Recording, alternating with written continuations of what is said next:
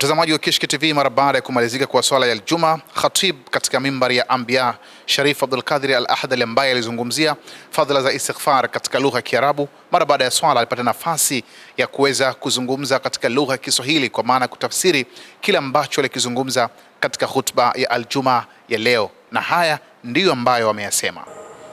Na Allah amemsifu sana watu wanaomba Mungu msamaha. Masahaba wasema walmustaghfirina bil ashar. Angalia watu usiku manane wanaomba Mungu msamaha, wanastaghfir Mungu.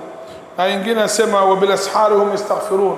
Hawa watu wacha Mungu katika usiku manane wao hawaangalii kucheza na simu, kufanya mambo maasi.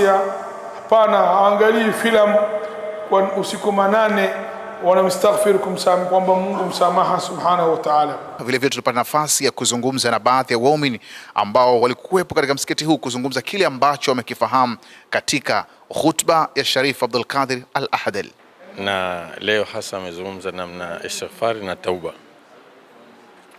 Istighfari tuseme kwa muumini yoyote, nilivyofahamu mimi, ni lazima alitastighfari kila wakati, kwa sababu istighfari si lazima uwe umemkosea Allah.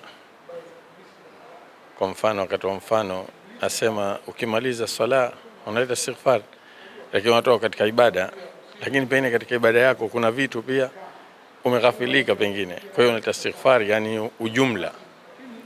Na nilivyofahamu mimi kama tauba ni kitu mahsusi, umemkosea Allah unaomba toba, yani unaleta ukomo wa kutokufanya tena dhambi ile, ndio toba ni mahsusi, yani mahsusi, makosa maalum, dhambi maalum yani.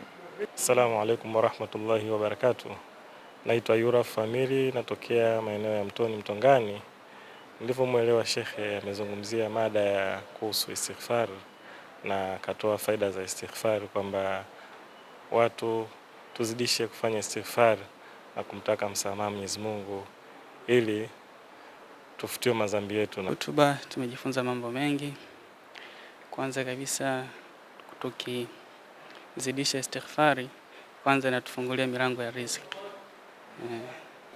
Hayo ndio ambayo yamejiri hii leo kutokea hapa katika msikiti huu wa Anbiya unaopatikana maeneo ya Temeke Wireless jijini Dar es Salaam, Tanzania.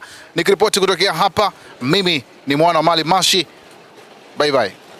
Kutokana na maombi na ushauri wa wadau wa Kishki TV duniani kote ya kuomba kuichangia Kishki Online TV ili nao wapate kheri zinazotokana na kazi hii, sasa milango ipo wazi kwako Muislamu popote pale ulipo. Unaweza kuichangia Kishki TV kwa kutoa sadaka yako ili umma wa Uislamu uendelee kunufaika na maudhui ya vipindi mbalimbali vyenye ukumbusho na mafundisho lukuki kutoka hapa Kishki TV. Kumbuka kutoa sadaka hata kwa kiasi na ikhlas na kufurahi pindi itakapofika korabuka. Changia Kishki TV kupitia Airtel Money 0789445555 au Vodacom M-Pesa 0746588888. Jina Kishki Online TV.